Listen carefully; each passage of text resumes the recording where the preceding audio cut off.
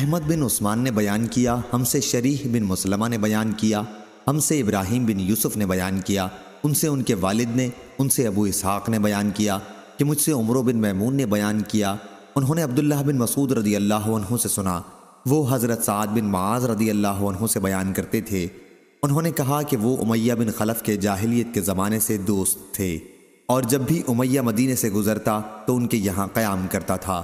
اس طرح حضرت سعد رضی اللہ عنہ جب مکے سے گزرتے تو امیہ کے یہاں قیام کرتے۔ جب نبی کریم صلی اللہ علیہ وسلم مدینہ ہجرت کر کے تشریف لائے تو ایک مرتبہ حضرت سعد رضی اللہ عنہ مکہ عمرہ کے ارادے سے گئے اور امیہ کے پاس قیام کیا۔ انہوں نے امیہ سے کہا کہ میرے لیے کوئی تنہائی کا وقت بتاؤ تاکہ میں بیت اللہ کا طواف کروں۔ چنانچہ امیہ انہیں دوپہر کے وقت ساتھ لے کر نکلا۔ ان سے ابو جہل کی ملاقات ہوئی۔ اس نے پوچھا، ابو صفوان یہ تمہارے ساتھ کون ہے؟ امیہ نے بتایا کہ یہ سعد بن معاذ رضی اللہ عنہ ہیں۔ ابو جہل نے کہا، میں تمہیں مکے میں امن کے ساتھ طواف کرتا ہوا نہ دیکھوں۔ تم لوگوں نے بے دینوں کو پناہ دے رکھی ہے اور اس خیال میں ہو کہ تم لوگ ان کی مدد کرو گے۔ خدا کی قسم اگر اس وقت تم ابو صفوان امیہ کے ساتھ نہ ہوتے تو اپنے گھر سلامتی سے نہیں جا سکتے تھے۔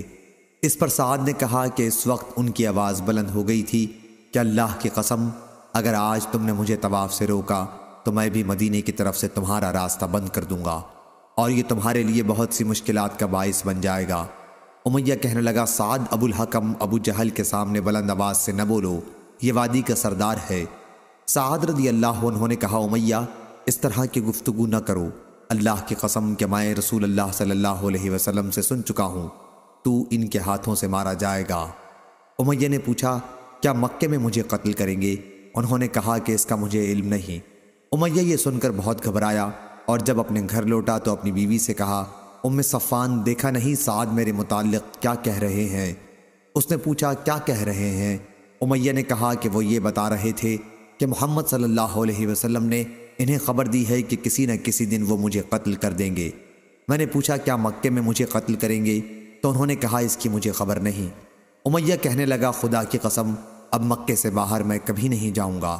پھر بدر کی لڑائی کے موقع پر جب ابو جہل نے قریش سے لڑائی کی تیاری کے لیے کہا اور کہا کہ اپنے قافلے کی مدد کو چلو تو امیہ نے لڑائی میں شرکت پسند نہیں کی، لیکن ابو جہل اس کے پاس آیا اور کہنے لگا، ابو صفوان تم وادی کے سردار ہو، جب لوگ دیکھیں گے کہ تم ہی لڑائی میں نہیں نکلتے ہو تو دوسرے لوگ بھی نہیں نکلیں گے۔ ابو جہل یوں ہی برابر اس کو سمجھاتا رہا، آخر مجبور ہو کر امیہ نے کہا، جب نہیں مانتا تو خدا کی قسم اس لڑائی کے لیے میں ایسا تیز رفتار اونٹ خریدوں گا جس کا ثانی مکے میں نہ ہو۔ پھر امیہ نے اپنی بیوی سے کہا، ام صفوان میرا سامان تیار کر دے۔